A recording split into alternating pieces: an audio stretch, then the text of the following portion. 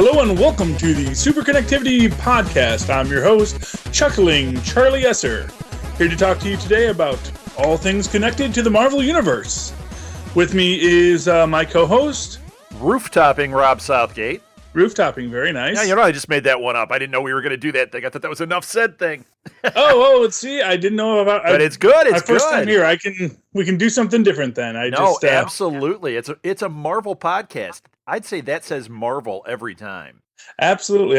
Unfortunately, I've been thinking about it. There's not a lot of things you can do with Charlie. No, because there's the ch sound. There's like 4 words for that, but yeah, chuckling I have. So we have that for the first one. We can choose you, Charlie. Yes, that's actually what my mother always called me, was Choo Choo Charlie. No. Yes. She called me Choo Choo because she loved Good and Plenty's. Ooh, I love Good and Plenty's too. Although I don't eat those anymore because they have wheat in them, and I'm one of those guys. I can't have wheat. Yeah, that's I shouldn't reveal my weaknesses, should I? That's not a good superhero move. Yes. Well, I've always thought, that would be really funny if, you found out, if they ever decided to kill Superman, to find out that he had a peanut allergy. Because everyone knew about kryptonite, and actually does him in is secret, because that would really kill him. He saves a school bus, and he's getting the kids out, and one of them has a peanut butter sandwich, and he just falls down dead. Yeah, Superman exactly. does. It's like, oh, peanut allergy. Oh. Yeah, well, it's funny. I wrote a sketch about that, and then of course later, Megamind comes out, and that's not really the plot, but it sort of ties into the plot and the idea that Metro Man sort of lies about what his weakness is. Because if you think about it, Superman never actually dies when he's exposed to kryptonite. Right, he just gets really weak. He even got... Yeah.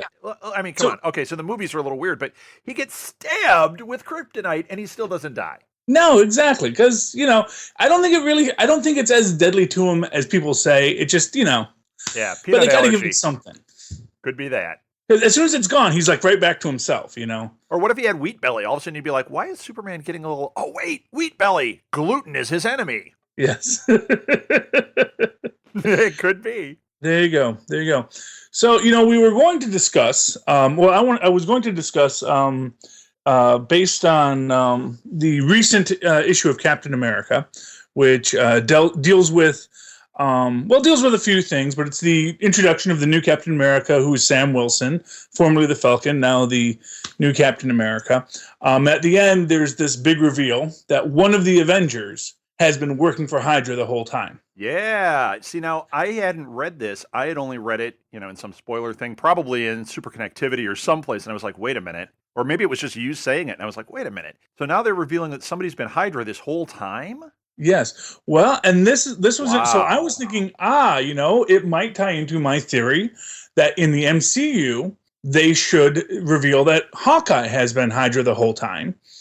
And I go back over it, and, during it, there's a couple of clues that I found for that, which was, one, Hawkeye repeatedly tells Cap in it that he doesn't have time for board meetings. And then, of course, he has to run off to another board meeting, or if he is the mysterious person. And he actually has what are kind of some really cruel jokes at Captain America's expense. They're similar to what Johnny Storm might say to the Thing, but with Johnny Storm and the Thing, it's part of the character dynamic that Johnny Storm is always picking on the Thing. And it is playful banter between those guys because of the history they have. Cap does not have that history with Hawkeye. Yes, and so I thought, well, that's kind of weird. So I'm thinking, maybe that is because, as I outline in my article on why making Hawkeye Hydra could work. He does have this history. He was a supervillain. That was how he gets in. Well, he tries to be a hero. He fails miserably, and then gets recruited by the Black Widow to be a supervillain, and defeats Iron Man early on in his career, before eventually becoming an Avenger. Right. And of course, at that time, which is interesting when you think about the whole panoply of Marvel Comics, that the second team of Avengers, Cap's Kooky Quartet, Scarlet Witch, Quicksilver, Hawkeye. Those are 3 supervillains. Up until that moment, they were all supervillains. And then Cap just says, no, I'm going to make them all do a heel face turn, as they say in wrestling, and that is sort of this thing that carries through in a lot of Marvel stories where they take their best villains and they want to make them into heroes. And so in this sense, well, look at Venom. well, yeah, I mean, that's exactly it. People loved Venom, and then they're like, we can't just have him just killing. We have to make him a hero. And they did it. Agent Venom's awesome. Agent Venom is awesome. And like I said, and get into one of my other articles about the MCU, about the Sony universe, is that I really think that is where they should be going with that. They have to explore that character to build out their... Well, actually, what I suggested was that they should explore Spider-Girl so that they could build out a new Warriors team. Yeah, I'm with you on that. And then they have... That's something we talk about on Enough Said a lot is, and we've been made fun of a little bit by our friends, but the female characters, and they're like, oh, you just like She-Hulk. It's like, no, there is so much you can do if you expand into She-Hulk, Spider-Woman, these different characters, Sif even. Give us a Sif series. I'm telling you, that would be fantastic, and it's something we haven't seen. And she's really the actress who plays Sif would love to do that. She'd be great. And because I was listening to a Nerdist podcast with her the other day, well, a couple months ago, and she was like, "Yeah, I'm totally down for that." Because she's an actress, she wants to work. Yeah, of course. Because when you're not working, you're unemployed. Yeah, I mean, even Robert Downey is saying, "Oh yeah, I'll do Agents of S.H.I.E.L.D. Sure, why not?" Yeah, did you read that yesterday? I thought that was pretty cool. I actually posted that on one of our things. Yeah.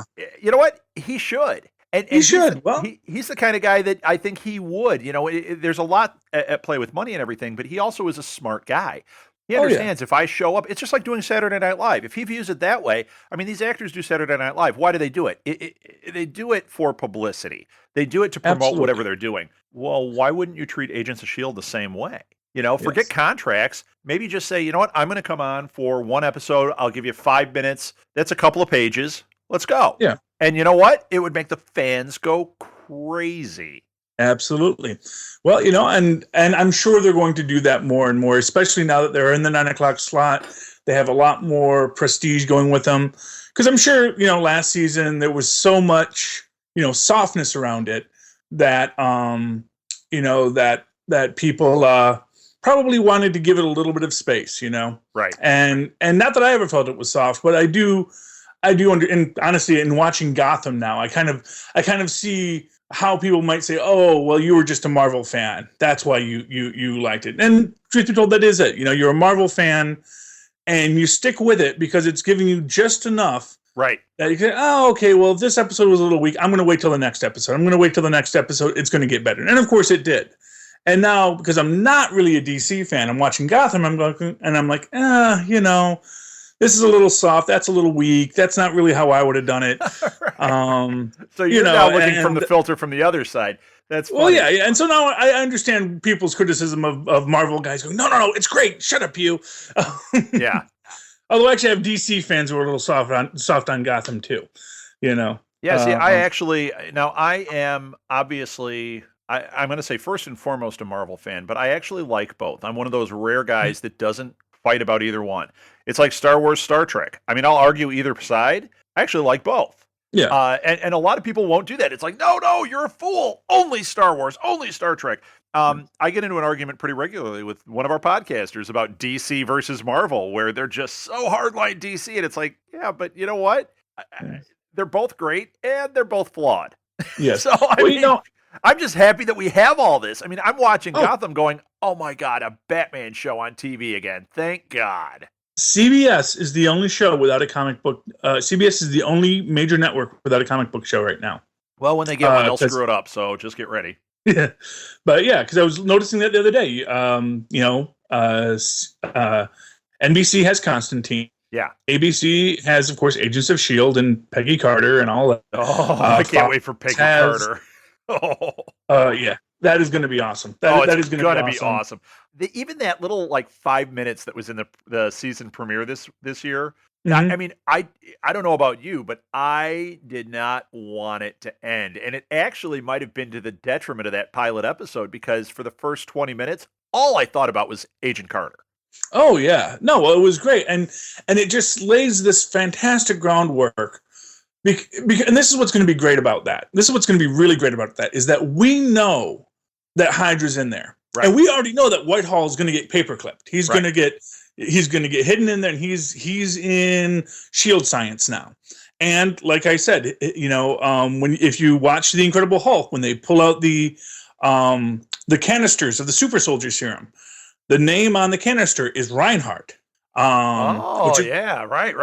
Yes, and now there is just to get really deep into the weeds on this. That was actually a thing in Marvel where they switched the name, and where sometimes they would call him Erskine, sometimes they would call him Reinhardt.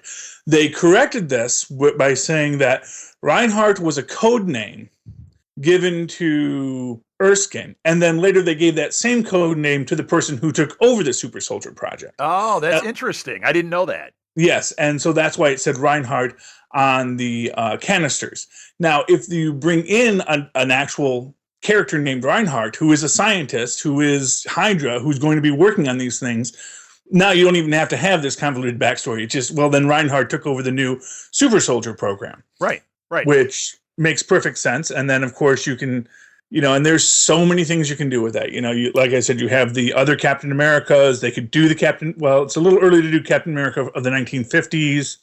I doubt we're going to see that, actually. I mean, if the show has legs and we get, a 5-year run out of it, maybe year 3, something like that happens. Yes. But I think that you're not going to see, even though people are going to want that, and I can guarantee you when this show comes out, that is going to be a criticism. Mm-hmm. You're going to hear everybody go, but there's no Captain America. Yeah. You know what? First of all, I don't care. Second of all, I want to see these stories play out. I want to learn about the Howling Commandos before we try to introduce something like that. And this idea of doing a 50s Cap that we get to see on that show, but like in year 3, year 4, let it simmer before this happens. It expands the universe in a really sweet way. It's just like, we keep joking on Nuff Said about Spider-Man 66 and how you could go back and you could do all these 60s type things and make it real campy and have a blast with it. Well, you know what? Let's take another approach. Let's not go campy. Let's use Agent Carter as a launching pad to do what you're saying.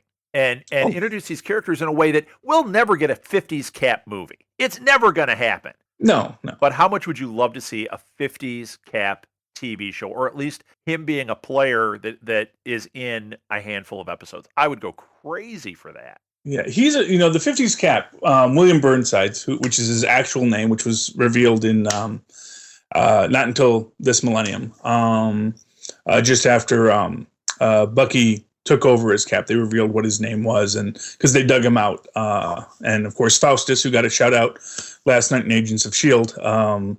I caught you tweeting that out, Charlie. I got to say, good eye. I mean, to catch that one, I read your tweet and I was like, Faustus, oh my gosh, that was like, it just went right past me. So good eye on that one. Well, that's what I do. That's why you blog for us. That's why you have this show, because you are amazing with that. Yeah.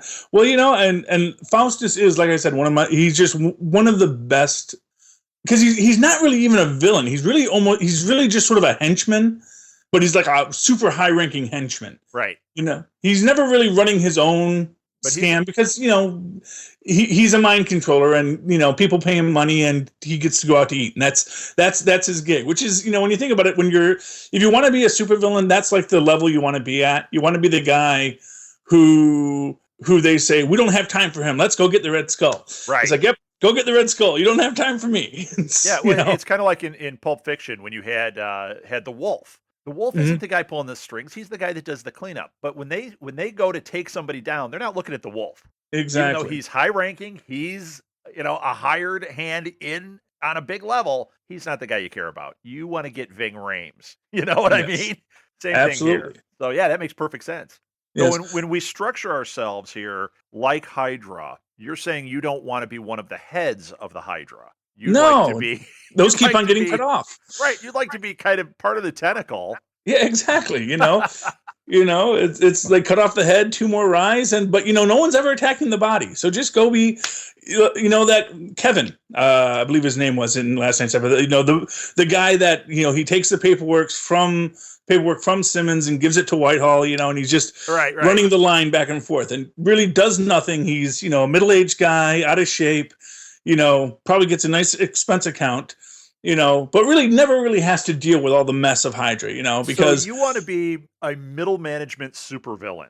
exactly that. I think that if you're going to go the supervillain route, that's the way to go. You don't want to be the guy. You don't want to be the guy responsible. You want to be the guy that if everything does go to pot, you can go on. You get another job.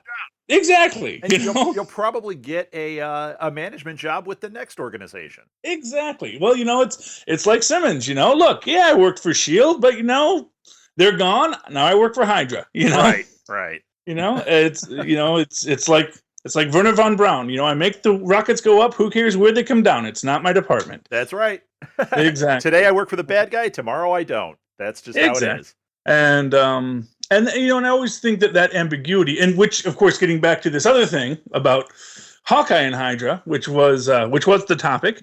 I think that this actually goes into this idea of ambiguity. Now, in the comics, and definitely in the series, there has been a lot of ambiguity put on Shield, where yes, they're the good guys, but they're not. They're the corporate good guys. Yeah, well, so they're the good guys. You do get the impression that they're not loved, even though, like Coulson, you can tell he's like, no, we're the good guys. We're trying to work together. We're trying to do this the right way. The perception may not be that, and frankly, some of their actions may not be that. Well, no, and they don't. And this is actually something. I mean, this is that really. I mean, it came to a head in the comic books in Dark Reign, when Norman Osborn becomes the head of Hammer.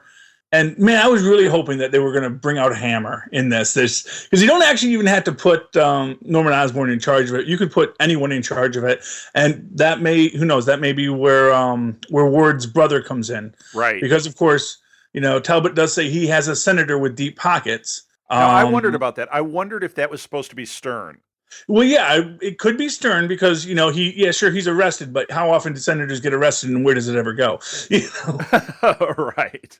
It's more realistic that Stern says, it's just partisan politics. And yeah, right. We don't want to lose Gary Shandling anyway. He's, when it comes to smarmy senators, I think he's great. When he showed up in Cap 2, it was completely unexpected to me. And I didn't realize how happy I was when he showed up. Like even watching it again recently, he pops in and I'm like, oh God, he is such a part of this story. I gotta see Gary Shandling in here. Yes. And of course I sing his theme song from his show the whole time. So well, who doesn't, right. Then who knows? Maybe we'll get a little Senator Stern short out of this whole deal. Oh my gosh! Now let's talk about that for a second. I've actually been talking to people about this that are kind of in the know, and they're kind of indicating that the days of these one shots might be over.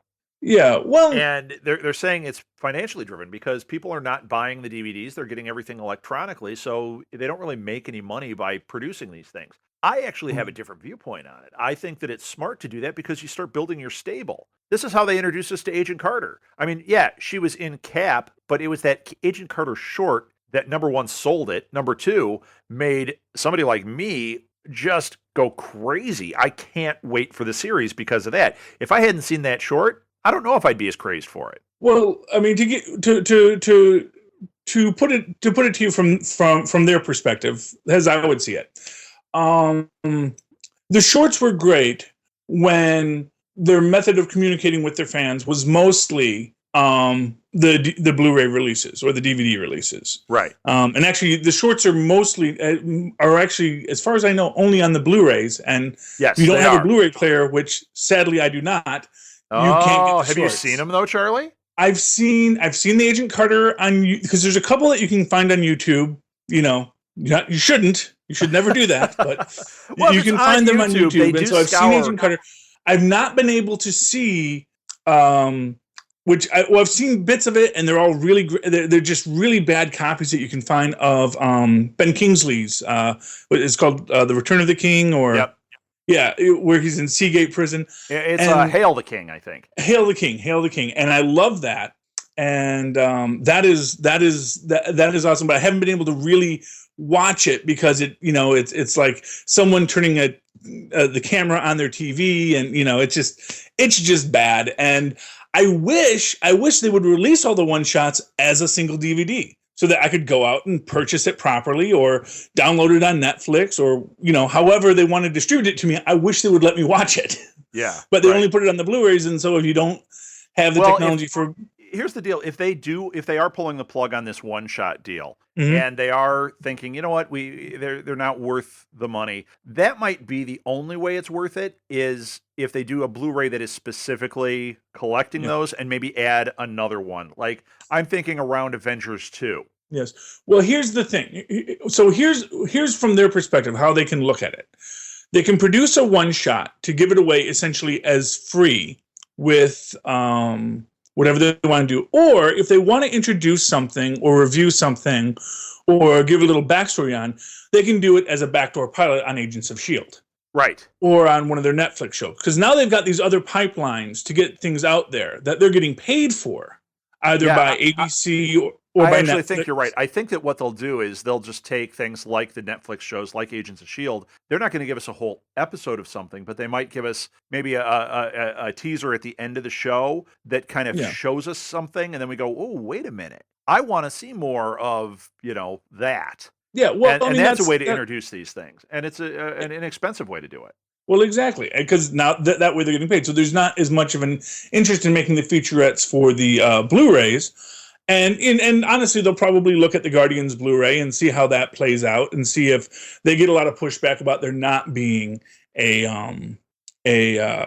what do you call it, a short on it. Yeah, like a one shot on it, right? Yeah, now, there wasn't one on Cap 2. There is not one on Guardians, is there?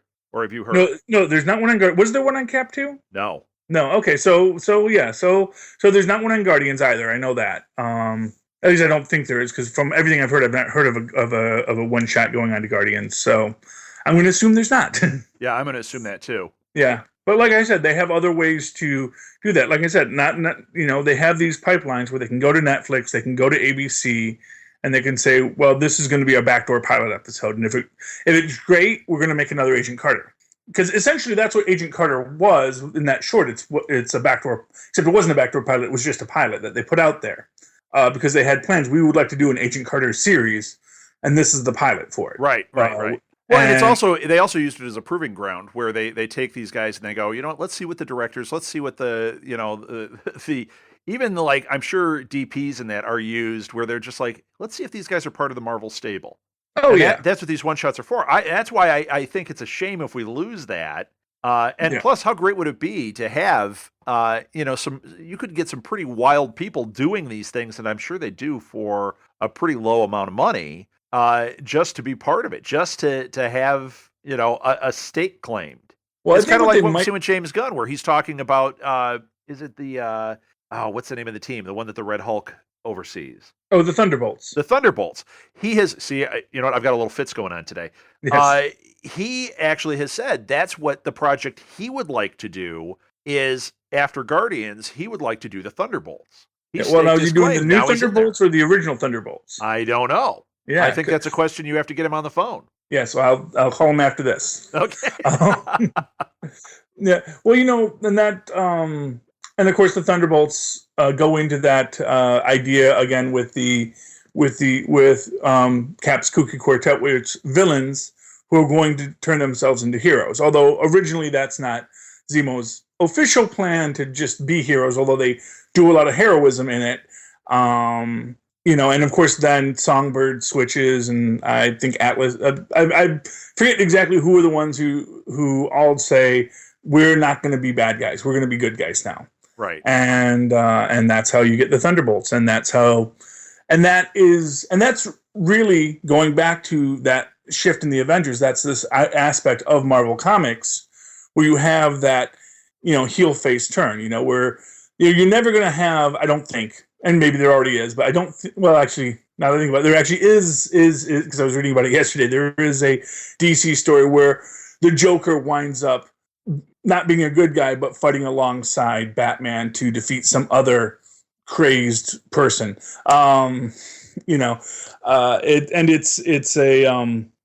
But that idea where you can just redeem yourself as a villain and suddenly become the hero, that is intrinsic to Marvel as a common story that they go back to, and something that I think that we will probably see in Avengers 2 with Scarlet Witch and Quicksilver becoming heroes, even though they're starting out as being. That's got to happen. And this, but anyway, and this is this thing about I wanted to get to.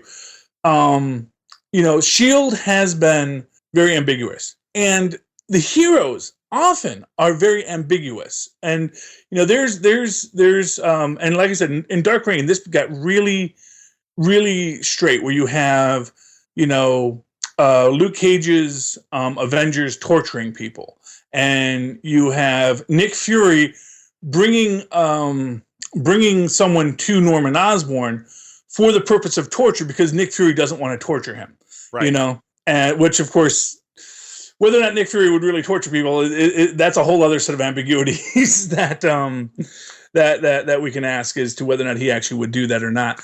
But you have this idea where the heroes aren't always being very heroic, even when they're doing good, and you get to this question: well, then are these people really heroes or villains? And when we get to this scene in the last issue of Captain America, where it's revealed that yes, one of the Avengers is in this Hydra secret circle. And like I said, I at first thought it was Hawkeye. Upon closer examination, though, I don't think it's Hawkeye. Oh, really? Okay. Yes. So this whole first part of the conversation about Hawkeye. Again, well, I'm here, just to make sure I got all my ducks in a row. And everything I said about Hawkeye, as far as what he says being sort of indicative of this, because basically there's two competing theories online.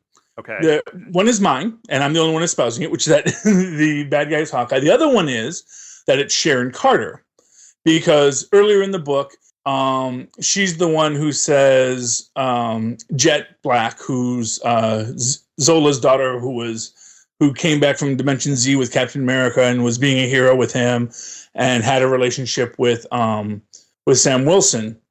They say that she was the Sharon Carter said, because Sharon Carter's back in this issue. She's back from Dimension Z, and now she's older. She's not as old as Cap is now, because of course Cap is 90 years old, but right. Sharon Carter is an older woman now too, because she's no longer the young woman that went to Dimension Z, and of course time passes faster there. And basically they aged up Sharon so that it didn't look as weird that the two of them would be hanging out. Okay. And she says, okay, Jet Black was working with her father. She's the one that gave Zola the intel to attack. And, Cap says, well, then, okay, it's okay, Jet, we'll sort this all out, but we're going to have to restrain you. And then Jet freaks out and says, you're all horrible people. I hear I defended you, and you're going to lock me up. I won't stand for this. And she runs off and goes back to Zola. And so people think that, that person might be Sharon Carter, because maybe Sharon Carter's a duplicate. Maybe she was turned by Zemo while she was in Dimension Z. All things possible. I think it's a little too on the nose. It sounds like it to me, even though it's very complicated and kind of all over the place.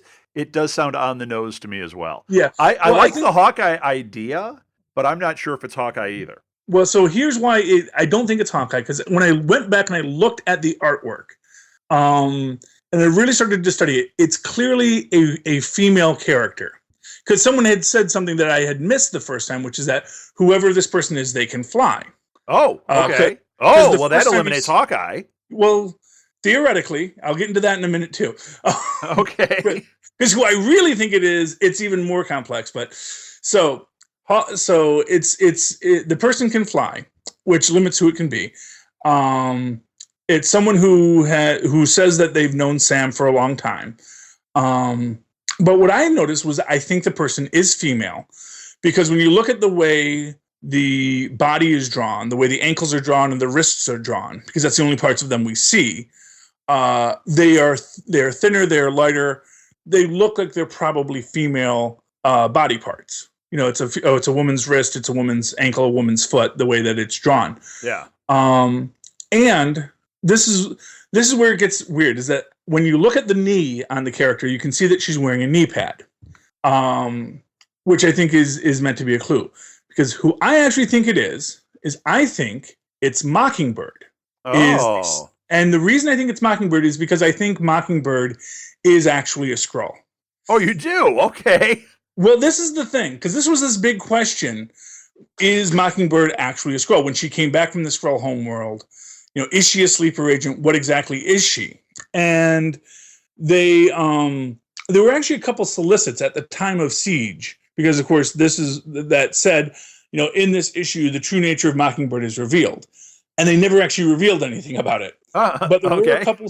There was one scene where she was clearly killed, and then the next scene she's back and she's fine. So I am of the opinion that Mockingbird might actually be a Skrull, who was like all the other Skrulls during Secret Invasion, basically was completely transformed into Mockingbird. And I think they were planning on replacing her when Mockingbird died. Now she says, no, that I was replaced and then that person died, and then that's why I'm the real Mockingbird. I was stuck on the Skrull homeworld for all these years, and now I'm back. Okay. Okay. And the reason I think that it could be her is because, like I said, the knee pads, and she has padding on her costume that's similar to that. And if she is flying, and they wanted to have that flight be a misdirect, the thing about the Skrulls was that they had powers of the heroes they were duplicating, but they also all had other powers too that they didn't show off. Like, for example, the Henry Pym Skrull, he was doing all the Pym stuff, but then he also had he could make his body diamond hard, like right. and all these other things that he later says, and I have all these other powers. I just don't tell you about that, because why would I give that stuff away? And that would make you question, why does Pym have all these extra powers? So she could be this being with the power of flight. And what I noticed is, assuming this character is a female, all the lead people in that room, in that scene, are female that we can see. Because we see one is definitely female, who is the other person speaking. Madame Worm, who is greeting the traitor, is a female. And then a third character, who I believe is called Commander Cassandra, is a female. So you have the three people that, and definitely one of the people who is one of the council members is a female that we see, apparently an African American woman, judging by the features that they drew on her and the shading of her skin. We don't see her face; we just see her face, her like nose and lips, and and basically lower part of her face. And so that's how we can assume that it's an African American woman. Which is also interesting, that Hydra very much getting away from their Nazi roots in that. Yeah, right. Which goes a little deeper into what I think they're setting up. I think they're setting up that this secret council of Hydra is sort of sees itself as like the good Hydra. They fight with other members of Hydra. They fight with the heroes. They want to bring that order and peace to the world under their rule, of course. But they see themselves as the good guys. They see themselves as the ones trying to... Which makes sense, yeah. Yeah, and I think that that's what they want to build to, where they're going to have this much more ambiguous world about who is really a hero, who is really a villain. And, I think that's a great idea for a story. I think that's a great way to take it if that's where they're going with it. That they're going to have these different factions within Hydra, within everything. Just as we makes had sense too. I mean, that is how it would be too.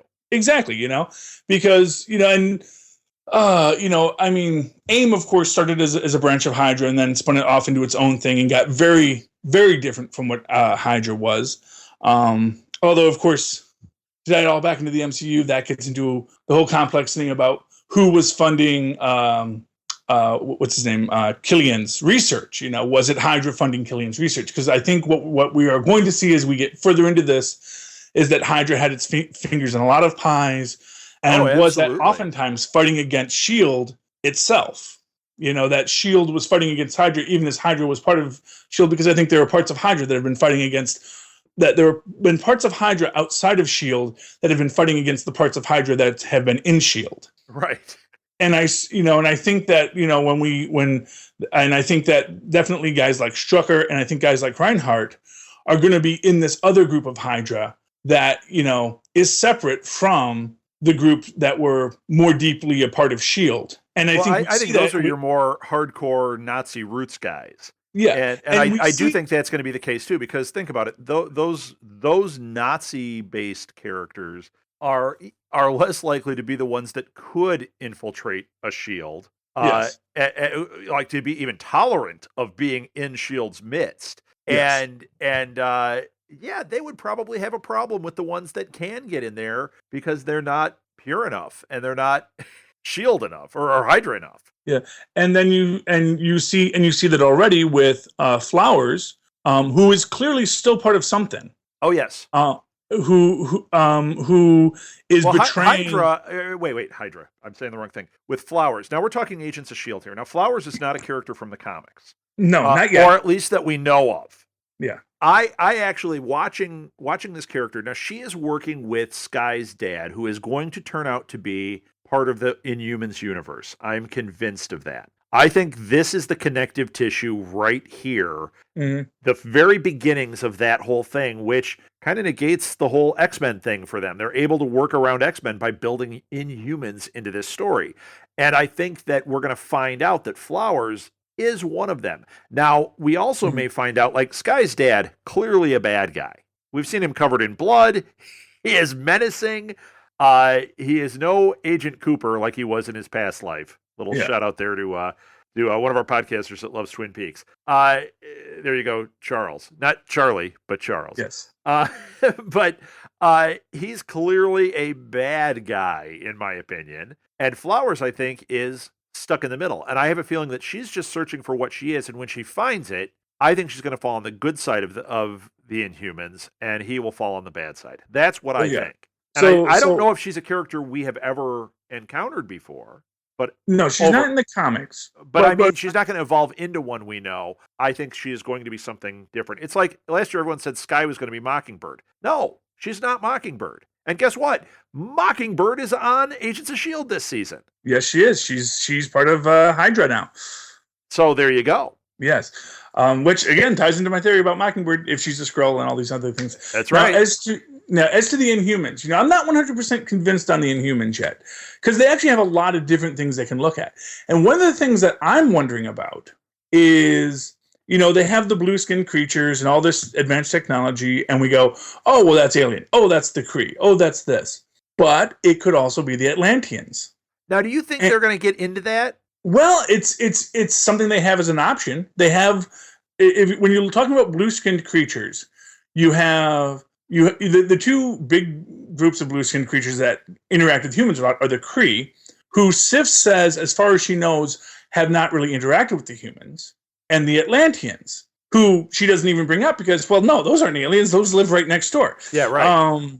And to that extent, if you really wanted to dig into this, if you wanted to say, well, because basically, if we're going to, if we are looking at Sky's father as an Inhuman, and he's a bad guy, then he's Maximus, Black Bolt's brother, who is crazy. Yeah, Now he doesn't seem that crazy in the traditional Maximus mold. So what if he is Namor? Okay. I'm glad you brought this up. Because he looks human, so he's. But Disney doesn't own Namor. That's kind of out there, but But Disney doesn't own Namor. You know that, right? Disney doesn't. Yeah, they do. No, they don't. How would they have lost Namor? Namor is this. He's the only one that somebody, I forget which studio it is, owns Namor. I'll see if I can figure it out. Unless they got it back and I'm unaware of it. I didn't think that they had Namor back at Marvel. I thought that it was owned by, it wasn't one of the big ones. It wasn't Fox or Sony. It was like Namor was the only character that like Paramount or somebody owned. Well, there have been a lot of rights issues with Namor, but no one's ever produced anything with Namor. Right. And the way those deals go is that if you don't produce something with Namor, it goes back. And you know what? He doesn't necessarily have to be Namor. He could be an Atlantean and not be Namor. Oh, you know what? Wait a minute. As long as we're on this is a little different than Nuff said. We actually get things right. I'm looking this up on Cinema Blend. There's an article about it, and it says that there was a lot of conjecture about this. A lot of people questioning who had the rights, and it was Universal that had the rights to Submariner. At least that's what people thought. But now Kevin Feige has come forward and debunked this and said, no, actually, Namor is back in the MCU. Yeah. So now, suddenly, Charlie, Yeah. your theory is starting to make a lot of sense. I would love him to be Namor. I would love to have Kyle MacLachlan be Namor. That would make my day. That would be phenomenal. And right now in the comics, Namor is a lot more villainous than he's Oh, been. oh yeah, yeah. Well, he's a great character because he skates that edge. He's Yeah, really. I mean, if you get into ethics and that, what he is about his people. Period. exactly. And when you say he's evil or you say he's good, it's like, yeah, but if he's being true to what his character is, it may look evil to everybody, but he's not to his people. Yes. Which again, this it shows you how this Marvel formula of bad guys doing good and good guys doing bad goes all the way back to their origins as to the roots. I mean, Namor is early Marvel. Oh yeah. Wow! Oh, you just made my day with this idea. I didn't know that Namor was in this universe, and now knowing that and knowing Kyle MacLachlan, I mean, when you think about what we've seen of this character, and also how he interacts with flowers. I mean, we've had just a couple of lines, but it is kind of. I mean, Namor always to me was a character that was a little pretentious. Was a little cold. I mean, he is a. Not to be funny about it, but he is a fish out of water when he is dealing with us. So once again, to Atlanteans, he seems normal. To us, what is this weirdness? So that makes sense. The way he is with her seemed off. What a great idea if he's Namor. Oh, I love it. It's a possibility. Get me a Netflix series about Namor right now. Yes. And I mean that's a possibility. I mean there are all these and that's what's great about these things and about being a pundit here is if we're wrong about all this, no one's going to care. Right? Because no matter what they do, because this is what and I said this last night because I thought that Simmons was Hydra for a long time.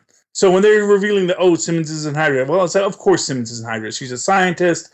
She's science above all, so whoever's going to fit the bill. And I actually thought the reveal was going to be that she went to Hydra because they were going to help her recreate the GH-140 or whatever it was. Right, in order to save Fitz. Yeah, exactly. In order to save Fitz, because Coulson wasn't giving her any information. Everyone was hiding everything, and no one was giving her what she needed to move forward. And then, of course, before she could move forward on this, everything happened. So she never got any research done, and her best friend gets severely damaged. And so I figured, so she went to Hydra because, to heck with S.H.I.E.L.D., she's going to go where science is going to get done, regardless of the cost, because it's going to help her friend. But she's just going deep to cover, which is great too.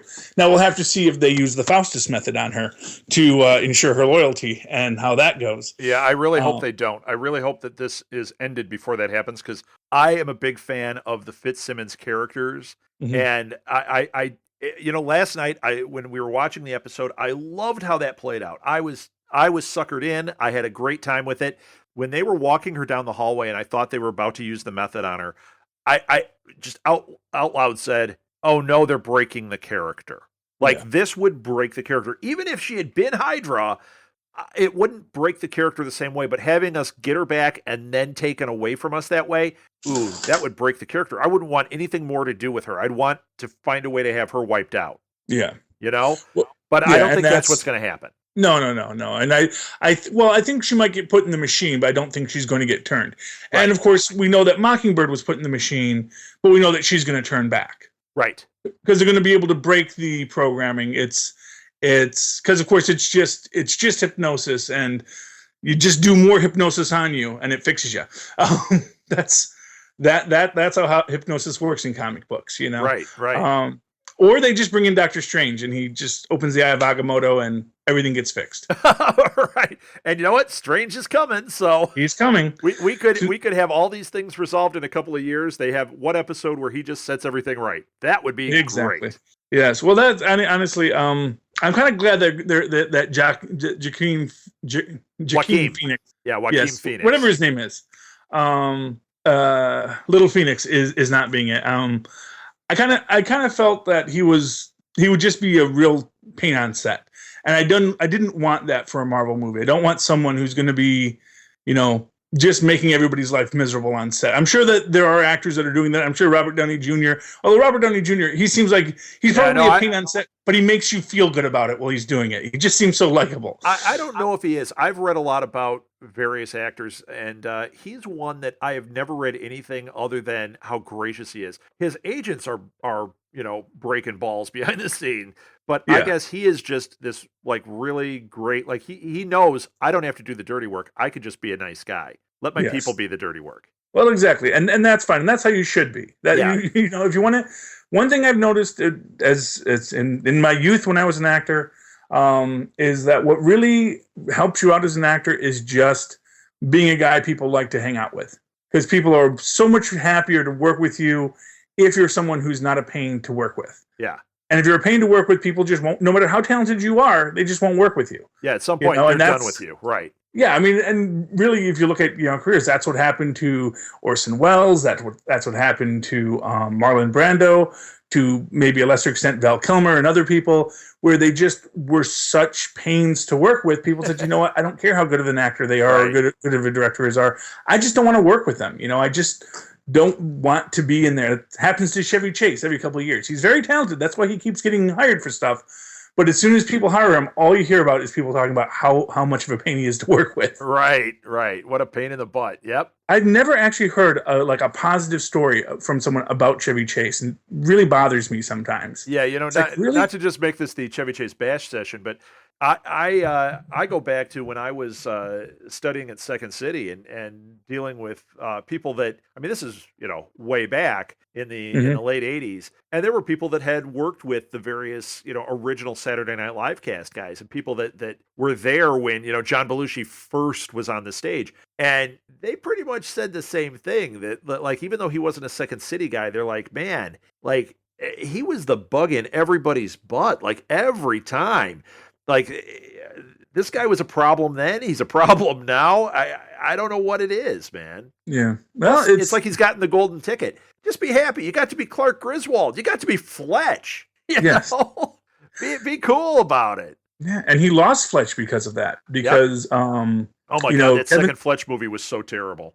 Well, Kevin Smith, when he was at the height of his career, said, you know what? They said, well, what do you want to do? And he said, well, you know what property I'd love to work with, because it was the studio that owned Fletch. He said, I would love to make another Fletch film. They said, oh, sure, we'd love to do another Fletch film. He says, great. So do you think we can get Chevy Chase for it? And they told him, we're not in the business of making films with Chevy Chase. And and Kevin Smith went to take a lunch with him anyway, because he really felt, well, he's the only guy who can be Fletch, and just really ruined Kevin Smith's day when he sat down with the guy. And yeah, I believe it.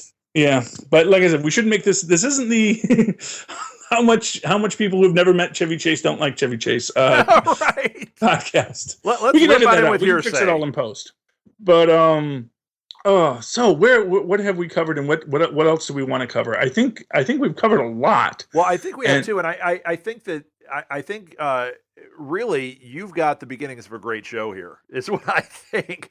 Yeah. I know, being on, I've enjoyed it quite a bit, and I think we've had a lot of information, and I can think of 400 topics I'd like to talk about, but I think we need to save that for another day. Yes. Oh, I do have one thing. Go ahead with yours, then I got one. Before we go, because you called me out to give you corrections, and I gave you like a 4-page article on the corrections for you. I'm just the 1940s character with the power over flame was a character named Flaming Mask, recently featured in the miniseries The 12, which was basically a bunch of very low, like, one-shot heroes from the 40s who got reawakened in the modern era and basically had a set of adventures. He had a mask of flame that he could control, send out, and do stuff with flame. Very powerful character, actually, but not a lot ever got done with him. The actual character in Captain America was the original Human Torch, the android Human Torch. Okay. And if you pause it, you'll see above the glass encapsulation of him in the red suit. And it is a mannequin in there because they didn't cast it, but they wanted to put him in there, I think, just to ensure their claim to the rights to him, because there was some rights question about whether or not in the Human Torch if also the 40s Human Torch went to Fox, and Marvel said no, we own the 40s Human Torch. But if you look above the glass, it says first artificial human. And so, Then see that actually takes care of the whole argument right there. Now we know because he was artificial. yes, so that is the android Human Torch, and expect to see him brought back in Avengers 2 as the basis of the Vision. Fantastic. Because that's all in the Stark Expo, so that's in Tony's basement somewhere. That makes so much sense. Excellent. And what was it you wanted to say? Well, I wanted to bring up one more thing, and we will be talking about it on the next Enough Said also, but there was a lot of speculation, lots of rumors and things going around. There always are. But the biggest thing people are talking about is the Spider-Man coming into the fold of the MCU. And I just wanted to get your take on it because I have, and I've gone on ad nauseum about this on the other show, what I think of that, and I want to hear your take. Do you think this is something that will happen? Do you think this is something that needs to happen? Oh, I don't think it. From Marvel's point of view, they don't need it. I think Sony needs Spider-Man in the Avengers more than the Avengers need Spider-Man in the Avengers. I mean, Marvel would love to be making Spider-Man movies, because it is their flagship brand. But what they've shown is they don't need Spider-Man to make a Spider-Man. They don't need Spider-Man. So I think that the fact that they're having this conversation, because Sony is the one that has to say yes. Marvel's has always said, "Oh, we'd love to do little tie-ins with you," but right. But it's really Sony's game, and Marvel's not pursuing. Yeah, I don't think Marvel's pursuing at all, honestly, because I don't think they need to. And I think from their perspective, look, I mean, Garfield made money, but he didn't make as much money as you were expecting him to make for the amount of money you spent. Because, and I think Marvel's sitting there saying, no one is getting our formula right. And I think they're very happy about that. They've cracked a formula that no one else, that people are trying to duplicate, but they're not being able to. Right. And so right now, Marvel doesn't need Spider-Man. So if Sony wants to tie in Spider-Man to Avengers, it's great. It's great cross promotion, and I'm sure Marvel would love to have, Spider-Man swinging in the background like he would do in many comics, where you'd have something going on here, and then you look over in the background, and there's Spider-Man fighting Green Goblin as he is over in his book right now. Right. And I think Marvel would love to have little bits like that in it, but I don't think they need Spider-Man at all. And they're happy to just let Sony play with it as much as they want, so long as they don't screw it up too bad. I think they're getting there's Right. rumors that they're getting upset with Fox right now screwing up the Fantastic Four. And I don't know if they're actually screwing up the Fantastic Four. I'm just not excited about what they're doing with the Fantastic Four. Yeah, I'm pretty nervous about this, to tell you the truth. Yeah, well, I guess my view on the Fantastic Four is that, it's a solid series. I watched the last two. I didn't mind the last two. I didn't think the last two ruined the Fantastic Four. I don't think this one will ruin the Fantastic Four, because I don't think anything will, and I'll tell you why. Every time people say that and they're like, "Oh, it'll be the death of this." Let's talk about Batman for a second. Mm-hmm. Remember the rubber nipples on Batman? Yes. Remember the awful, god-awful Joel Schumacher Batman films? Yes. That should have driven a stake that would kill a franchise forever. And it didn't.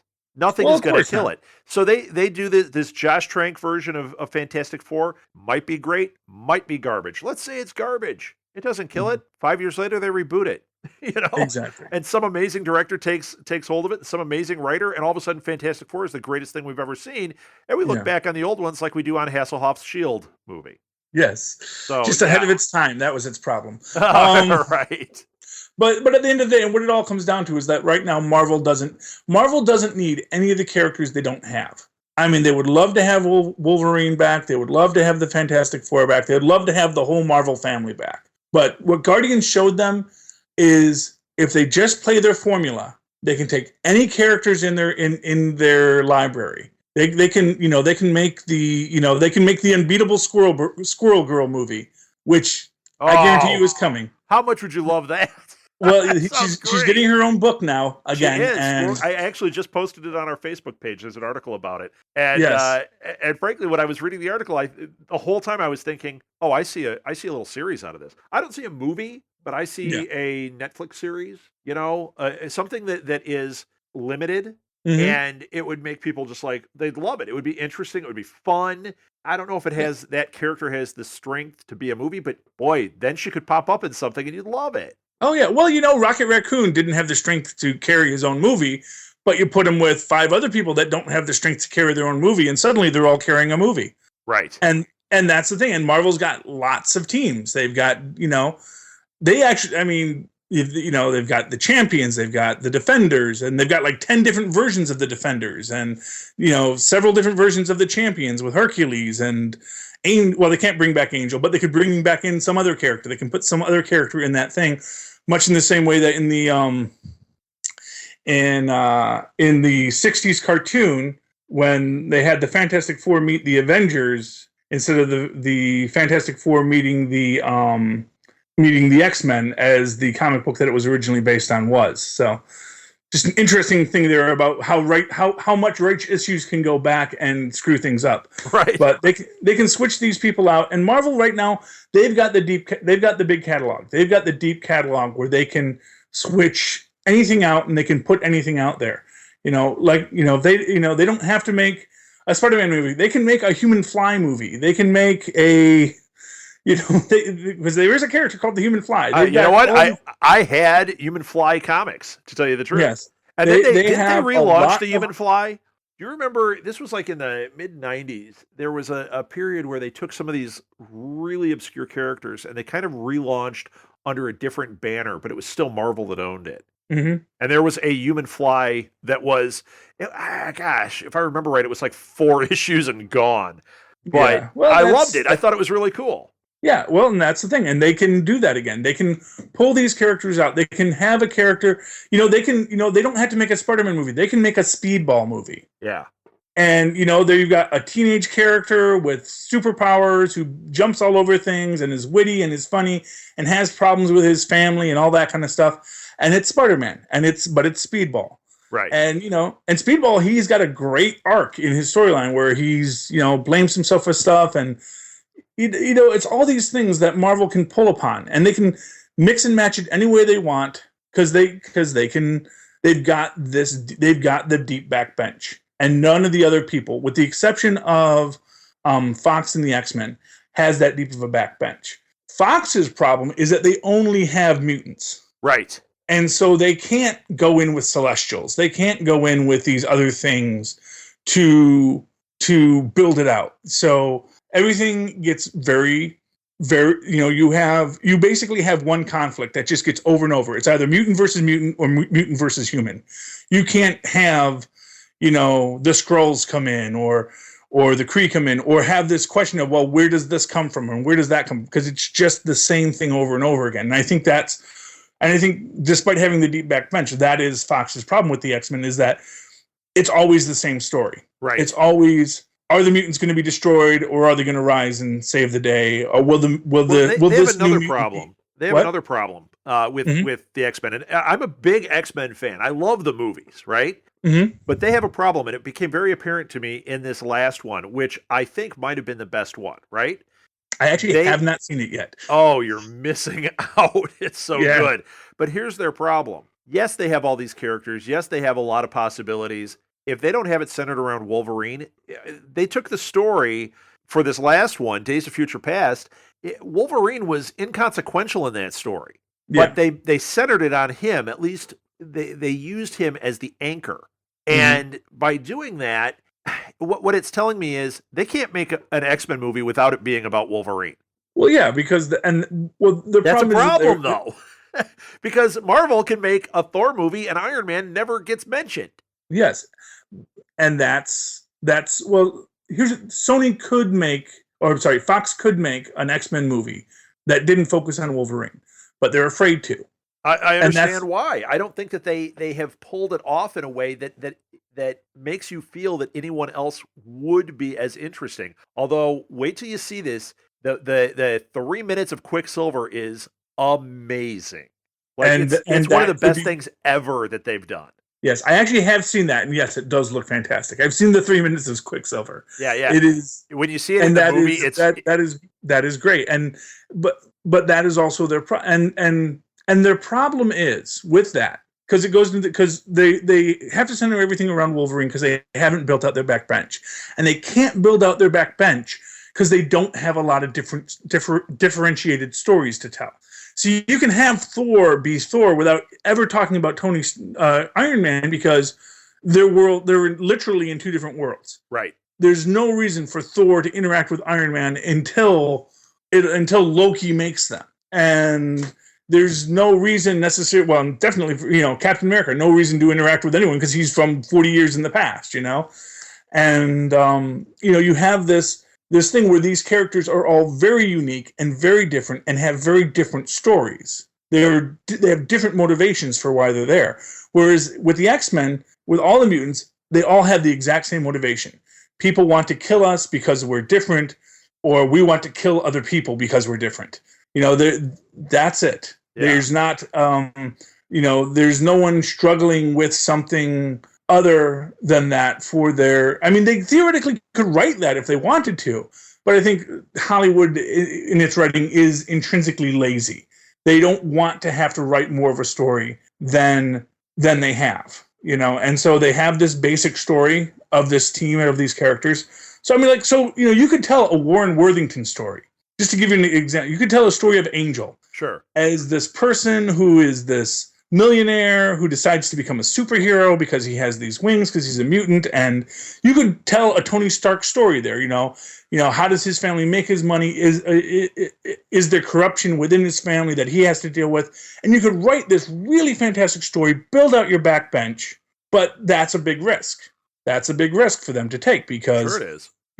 So we're going to center it all around this character that no one's really familiar with to try and tell a different story. But that's what Marvel did. They said, look, we only have these characters who are, on the periphery of people's awareness, people knew who Iron Man was, but, he wasn't like Spider-Man, where about the radioactive spider, and that's how he got his powers. You don't know. Everybody knows Spider-Man and always did. Iron Man, he was, before the movies, he was, I don't want to say second tier. Everyone knew who Iron Man was, but nobody knew his story. Exactly. And that's, but Marvel said, well, we're going to do this. Because really, of the characters they had, their big character was the Hulk. And of course, Ang Lee kind of ruined that accidentally. Yeah. I think Ang Lee wanted to do something really, you know what it is? This is something I've seen.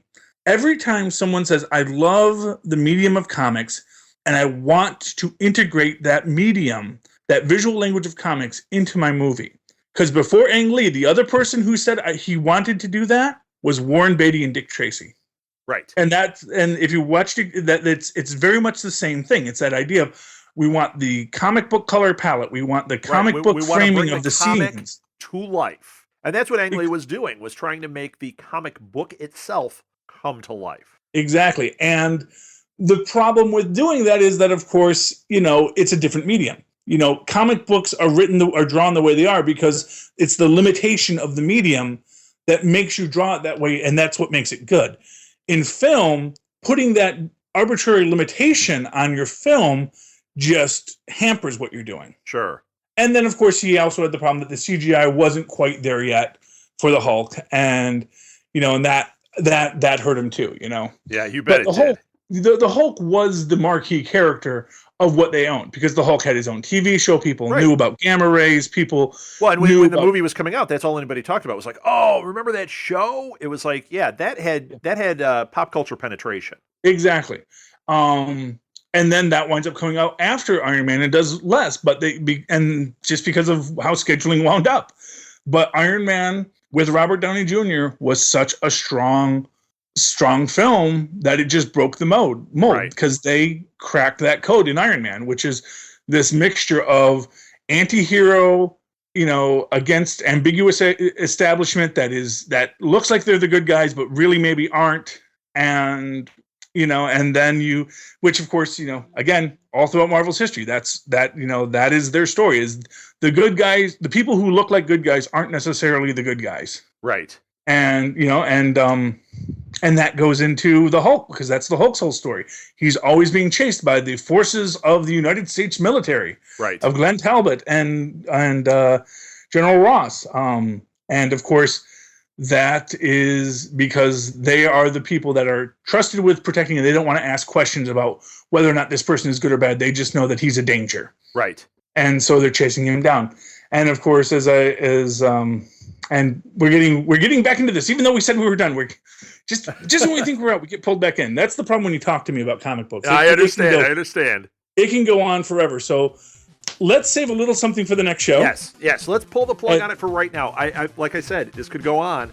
Yes. So yeah, I think we've talked this one out today. Yes, and I think that is my sign off. Let's save that for the next show. Excellent. Because there's always more to talk about with SuperConnectivity, and I have been your host, Chuckling Charlie Esser. And I am Rooftoping Rob Southgate. And we will see you next week.